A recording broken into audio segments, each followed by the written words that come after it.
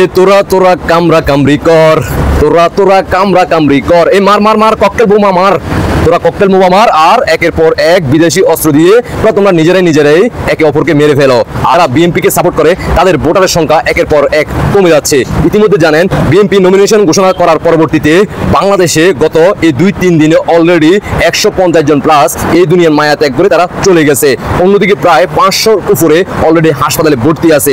তাহলে কি বিএনপির ভোটারের সংখ্যা কি কমে যাচ্ছে না? নির্বাচন হলে কি এই ভোটগুলো কি তারা পাবে? তাহলে জামাত কি জিতে যাবে না? তাহলে কি বিএনপি আমাদের লন্ডন প্রবাসী তারেক রহমান ভাই কি তাহলে ভবিষ্যতে প্রধানমন্ত্রী হতে পারবে? আপনাদের কাছে জানতে চাই। ইতিমধ্যে স্ক্রিনে আপনারা সেই ভিডিও চিত্র দেখতে আছেন। আবার এক পক্ষ বলতেছে ককটেল বোমা মেরেও তারা বলতেছে আমরা শান্তিপূর্ণভাবে আমরা আনন্দ মিছিল করছি। দেখতে থাকুন।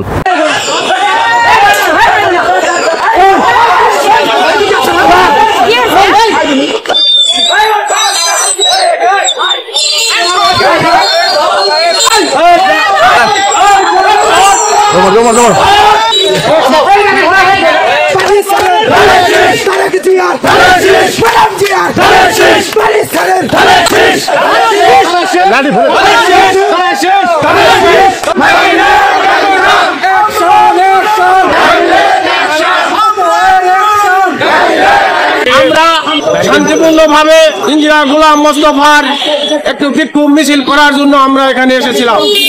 আমি আসার সঙ্গে সঙ্গে এই বারিক সাহেবের সন্ত্রাসীরা আমার উপর অতর্কিতভাবে হামলা করে। অতর্কিত হামলা করার পরে আমাকে রাস্তা ফেলে আমাকে মারধর করা হয়েছে।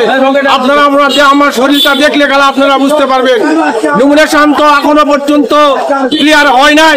জনগণের 2-4টা সুখের দুঃখের কথা বলতে আসছি।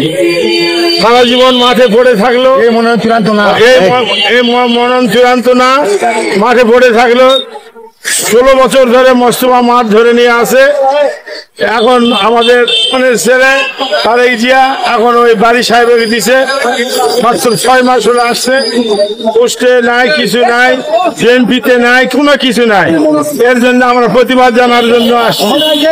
কি দেখলেন তো, যে সকল বিএনপি ভাই বোনেরা আছেন আপনারা নমিনেশন পান নাই, আপনার পছন্দের প্রার্থীকে নমিনেশন নিতে পারে নাই, যে তারেক রহমানের কাছ থেকে তো 10% না দেওয়ার কারণে আপনাদের দৃষ্টি আকর্ষণ করে বলতে চায় আপনারা রাজপথ থেকে সরে যাবেন না, আপনারা আন্দোলন সংগ্রাম করেন। কারণ আপনাদের পছন্দের প্রার্থী যিনি বিগত 15-16 বছর রাজপথে কাজ করছে, আপনারা বিএনপি খালেদা জিয়ার আদর্শকে ধারণ করে জিয়ার সৈনিক হিসেবে দীর্ঘদিন পরিশ্রম করার পরে এখন যখন ফল খাবেন এই মুহূর্তে আপনাদেরকে ধোঁকা দিচ্ছে। অন্যদিকে মুগ্ধ থেকে সিগ্ধ থেকে শুরু করে অন্যান্য আদার্স প্রার্থীদেরকে তারা আপনাদের তারেক রহমান 10% নিয়ে তিনি মনোনয়ন দিয়ে দিচ্ছেন। আপনারা কি দোষ করছেন? আপনারা ধৈর্য উঠুন, রুখে দাঁড়ান, রাজপথে আন্দোলন সংগ্রাম করেন। আপনাদের পাশে থাকবে বাংলার সাধারণ জনগণ। আর যদি ব্যর্থ হন, আগামী 13ই নভেম্বর আমরা ঢাকা ঘেরাও করতেছি, আপনারাও আমাদের সাথে যোগদান করতে পারেন। যেখানে হাসনাত আব্দুল্লাহ থেকে শুরু করে নাহিদ পাটোয়ারি থেকে শুরু করে জামাতের লোকেরা আপনাদেরকে আহ্বান করতে পারে যে আপনারা আমাদের এখানে আসতে পারেন। যারা নমিনেশন পান নাই আপনারা নমিনেশন নিতে পারেন। আমরা বললে আর তো কোনো সমস্যা হওয়ার কথা না। আপনারা আসেন, আমরা একসাথে ঢাকা ঘেরাও করি আর এই ডক্টর সুদী ইউনূস পাকিস্তান প্রেমিককে এই বাংলার মাটি থেকে বিদায় করি। আশা করি বুঝতে পারছেন। আপনাদের দাবিও সফল হবে, আমাদের দাবিও সফল হবে। আল্লাহ হাফেজ।